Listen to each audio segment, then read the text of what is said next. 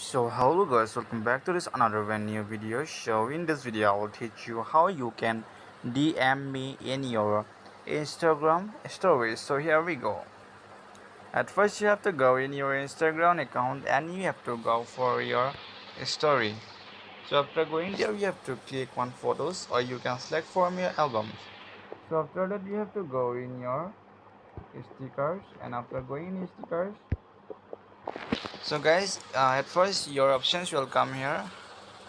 If you got DM, then it's okay here, and if you don't got DM, then you have to charge for here.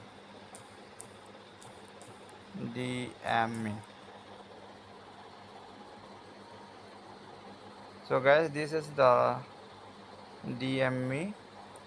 So this how you have to do, and suppose this is the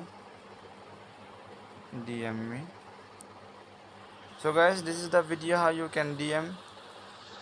So thanks for watching this video, and don't forget to hit like buttons and to subscribe this channel.